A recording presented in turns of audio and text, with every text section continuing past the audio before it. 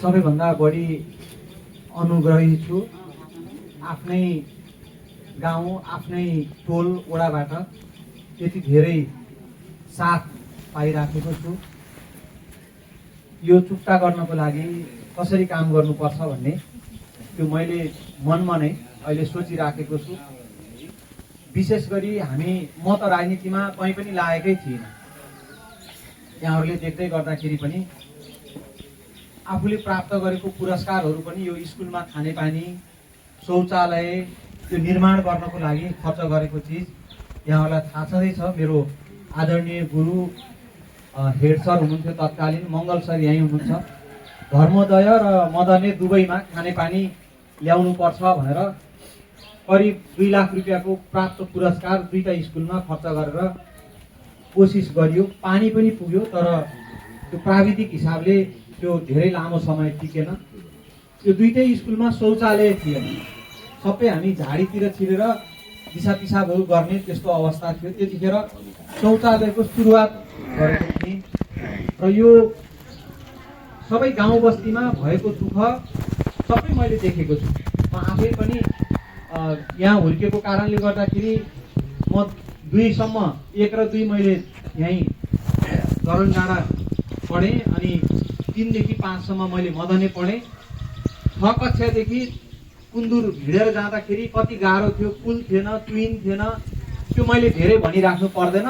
कैयन पटक त हाम्रा लुगाहरू रुजेका, किताबहरू रुजेका, त्यो दराउँदी तर्दाखेरि र भल आएको बेलामा हामी 11 किलोको पारीपट्टि ट्विन थियो, त्यो ट्विनसम्म पुग्थ्यौँ र त्यहाँबाट हामी ट्विन तरेर अनि स्कुल पुग्थ्यौँ। पानी परिराखेका हुन्थ्यो। त्यो दुःख सबै मैले देखेको छु। हामी सबैजना त्यो दुःख भोगेर हुर्किएका मान्छेहरू, मभन्दा पनि धेरै दुःख भोग्ने पनि यहाँ बुवा आमाहरू हुनुहुन्छ।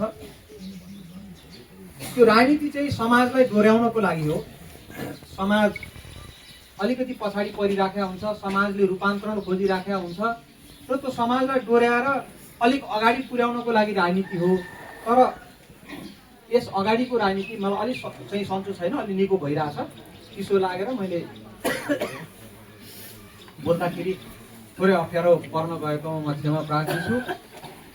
यो समाजलाई डोर्याउने सन्दर्भमा राजनीति हुनुपर्नेमा राजनीति चाहिँ नेता बनाउने र त्यही नेता पोस्नेमा मात्रै केन्द्रित भयो र त्यो देखिराखेका छौँ हामीले।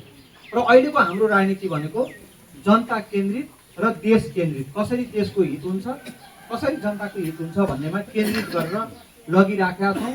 त्यसको नेतृत्व बालेन्द्र शाह र रवि लामिछानेले गरिराख्नु भएको छ। पार्टी सभापति रवि लामिछाने र काठमाडौँ महानगरपालिकामा काम गरेर सबैलाई एक प्रकारको चकित बनाएर देखाउन सफल चाहिँ मेयर बालेन्द्र शाह प्रधानमन्त्रीको रूपमा अगाडि सारेका छौँ। एउटा क्षेत्रमा एउटा राम्रो उम्मेदवारले जित्ने, तर अरू सबै क्षेत्रमा खराब मान्छेले जितेर हुँदैन। राम्रो पार्टीले, यो पार्टी सिस्टममा राम्रो पार्टीले राम्रो मूल नेतृत्व अगाडि जहाँ छ त्यसले जित्यो भने अनि बल्ल सुधार्नको लागि सहयोग पुग्छ। हाम्रो विकास बजेट 400 खरब 400 अरब चाहिँ छ। 400 अरब भने 4 खरब, त्यसमा 120 अरबको भ्रष्टाचार हुन्छ। त्योभन्दा बाहिरको भ्रष्टाचार 350 अरब हुन्छ। त्यसरी जोड्ने हो भने 470 अरब भ्रष्टाचार हुन्छ। जम्मा 280 अरब मात्रै विकासमा आउँछ। त्यो कारणले हाम्रा बाटोहरू चाहिँ पिच हुनको लागि, बाटो बन्नको लागि, भौतिक पूर्वाधारहरू बन्नको लागि ढिलाइ त छँदैछ। अनि अर्कोतर्फ के छ भने यो विपरीत राजनीति एकले अर्कालाई खेद्ने मात्रै जस्तो भयो। हामीहरू एकले अर्कालाई खेद्न होइन, हामी उद्योगहरू स्थापना गर्न चाहन्छौँ, गरिब दुखीहरूको लागि चाहिँ सहायताको कार्यक्रमहरू लिएर आउन चाहन्छौँ। त्यसको लागि राजनीति गर्नुपर्छ। अब यहाँ त के हो भने एउटा पार्टीले अर्को पार्टी खेद्ने मात्रै राजनीति हो। रवि लामिछानेले भन्नुभएको यो अर्को पार्टीलाई खेद्नलाई हामीले राजनीति गरे होइन, देश बनाउनको लागि हामीले राजनीति गरे।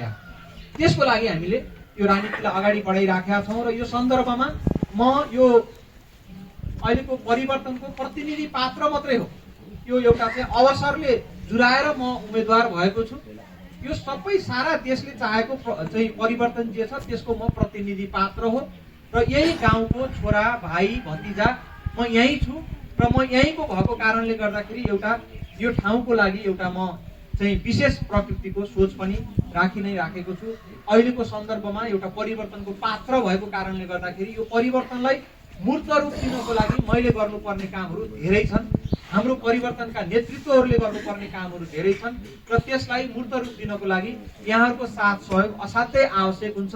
र मेरो आफ्नो गाउँ भएको कारणले गर्दाखेरि अघि पनि कुरा आयो, आफ्नो गाउँ भएको कारणले गर्दाखेरि यहाँको आशीर्वाद सबैभन्दा धेरै लाग्छ मलाई। यहाँबाट प्राप्त हुने आशीर्वाद सबैभन्दा धेरै लाग्छ र हाम्रो छर छिमेकदेखि लिएर नाता गोता जहाँसुकै जाँदाखेरि पनि यो आशीर्वादले मलाई पछ्याइराखेको हुन्छ।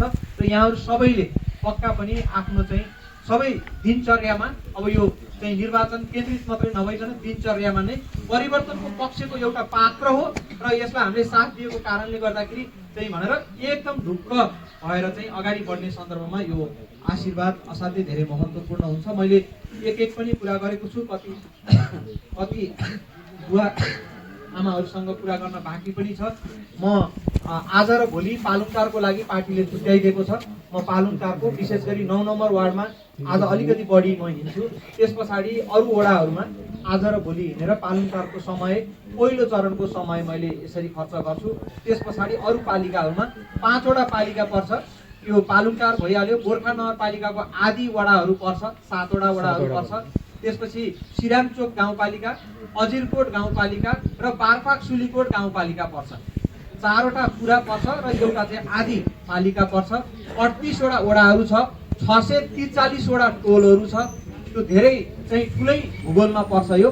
जस्तै अब यो बिर्डीको एउटा टोल भयो जस्तै 643 वटा टोलहरू छ। सबै टोलहरूमा पुग्ने मेरो एउटा प्रयत्न रहन्छ। त्यसो हुँदाखेरि सबैले अहिलेको परिवर्तनको पात्र कस्तो छ त, परिवर्तनको पात्रले चाहिँ कसरी चाहिँ आफ्नो कुरा राख्छ भनेर सबैले अहिले नियाली राख्ने एउटा त्यो अवस्था पनि छ। त्यसलाई मैले अवसरको रूपमा लिएर प्रयोग गर्छु र यो भूगोलको यो चाहिँ टोलको यो वडाको छोरा भतिज भाइ भएको कारणले गर्दाखेरि मेरो पुरा चाहिँ साथ समर्थनको अपेक्षा गर्दछु र म यो टोलले अपेक्षा गरेको कुरा काम गरेर चुक्ता गर्छु भन्ने प्रतिबद्धता व्यक्त गर्छु। हाम्रो टोलबाट पठाएको चाहिँ एउटा व्यक्ति, एउटा हाम्रो छोरा, हाम्रो भाइ भतिजले चाहिँ गरेको काम देख्यौ नि भन्ने हिसाबमा यहाँहरूको शिर 1 इन्च पनि निहुरिन नदिने प्रतिबद्धता म व्यक्त गर्न चाहन्छु। यहाँहरूको आशीर्वादको पुरा म अपेक्षा गर्न चाहन्छु। धेरै धेरै धन्यवाद छ यो स्वागतको लागि, यो आशीर्वादको लागि। म एकदमै अनुग्रहित छु। नमस्कार, जय गणेश।